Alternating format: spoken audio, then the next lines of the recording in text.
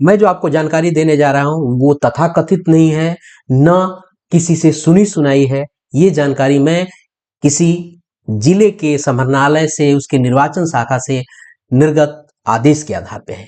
तो चलिए देखते हैं कि क्या क्या आपको जो पोल डीबीएम होगा उसका रिसीविंग ऑर्डर है, उसके साथ क्या क्या जमा किया जाएगा। एक एक करके आप जरूर देखिएगा और लिस्ट जरूर बना लीजिएगा।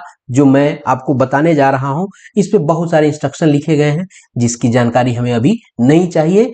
हमें जानकारी चाहिए कि हम क्या क्या जमा करेंगे।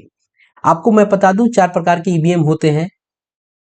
एक पोल्ड ईवीएम होता है, एक डिफेक्टिव होता है, एक रिजर्व होता है, एक मॉक पोल के दौरान डिफेक्टिव ईवीएम होता है। इस प्रकार की ईवीएम आपको होते हैं। ईवीएम जमा आप काउंटर पे जब कराने जाते हैं तो वही ईवीएम जमा कराए जाते हैं जो रियल पोल के दौरान पोल्ड ईवीएम है, वो पोल्ड ईवीएम।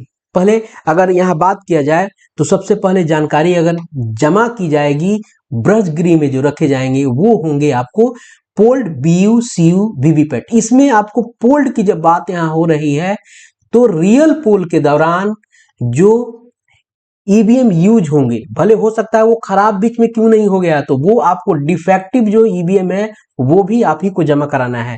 अगर डिफेक्टिव नहीं है, दिन भर एक ही मशीन से काम हुआ है, वो तो जमा करने ही करने हैं।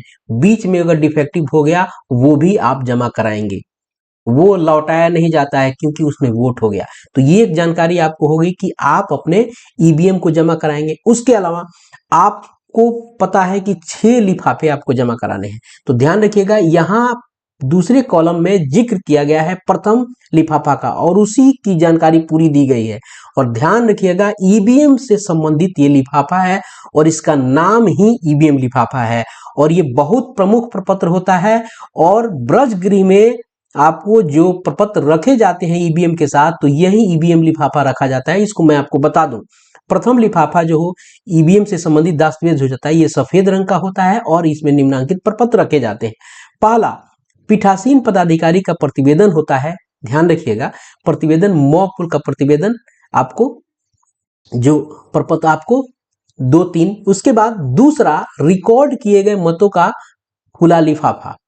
उसके बाद जो 17C कही जाती है। उसके बाद होता है मॉक पोल के दौरान प्रिंट जो होते हैं पर्ची, वो उसका सील लिफाफा यहाँ रखा जाता है। अब देखिए मैं आपको बता दूं, यहाँ अगर देखा जाए तो पीठासीन पदाधिकारी के 3 प्रतिवेदन यहाँ इसमें रखे जाते हैं।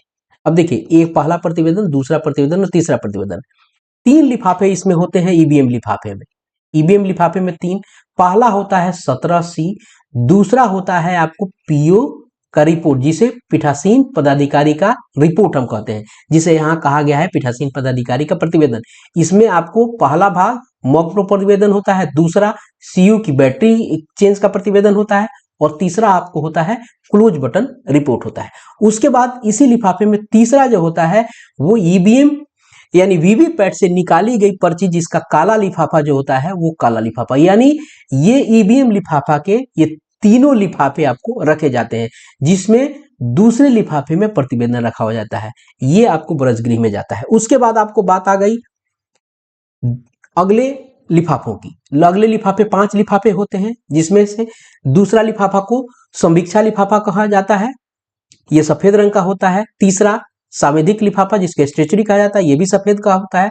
चौथा नॉन स्टेचुरी पीले रंग का होता है। पांचवा आपको भूरे रंग का होता है। छठा नीले रंग का होता है। और इसमें क्या है, मदवा स्टील ट्रंक में ये इत्यादि रखी जाती है। तो ये आपकी जानकारी की नहीं है, ये ऑफिशियल जानकारी है, ये आपके कार्यालय विशेष की है, तो उसको हम नहीं जानते। अब देखिए लिफाफों से संबंधित यानी छठे लिफाफे यानी 6 लिफाफे के बारे में जानकारी दे दी गई, तो आपसे जो वहां मांगा जाएगा, ये लिफाफे सभी मांगे जाएंगे, देखे जो जाएंगे। जो यहाँ बात होती है, चूंकि व्रज गृह में रखा जाएगा ईवीएम लिफाफा, तो ईवीएम लिफाफा आप खुले में रखेंगे। वो आपको मांगेंगे तो आपको खोल के उनको दिखा देना है, ये आप सबसे ऊपर रखेंगे कि मांगा हमने दिखा दिया ईवीएम के साथ। उसके अलावा कुछ और प्रपत्र आपसे वो मांगेंगे जो वहां देखे जाएंगे।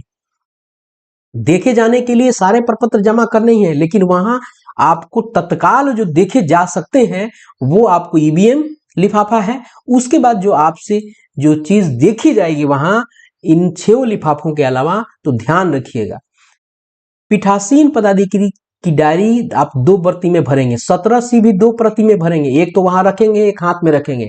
घोषणा 2 प्रति भरेंगे, उसके बाद डायरी 2 प्रति भरेंगे। प्रतिवेदन, हर प्रतिवेदन की 2 प्रति बना के रखनी पड़ेगी। हमने यहां अभी जिक्र कर रहे हैं पीठासीन अधिकारी की डायरी, इसको एक लिफाफे में रखा जाता है, लेकिन आपको अलग से, आपको हाथ में, आपको इसको अलग एक लिफाफे में रखिएगा, जिसको आप यहां पीठासीन पदाधिकारी की डायरी की द्वितीय प्रति आप इसे कहते हैं, द्वितीय प्रति कहते हैं। इसको आप अलग आप रखेंगे। क्लियर हो गया। उसके बाद है PS05, जिसको VTR की प्रति कही जाती है। क्लियर हो गया।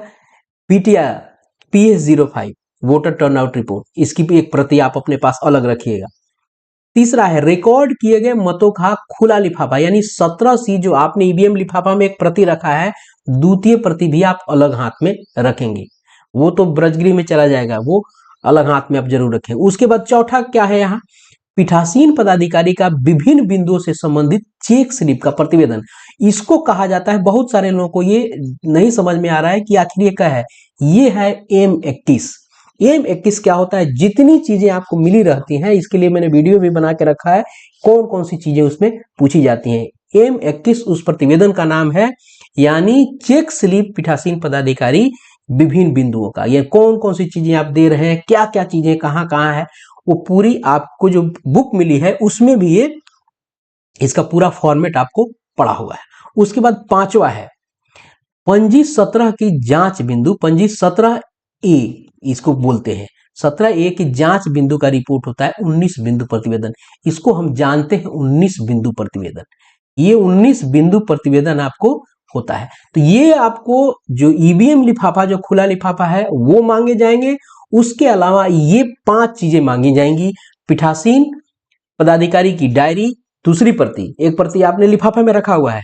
PS05 की एक प्रति।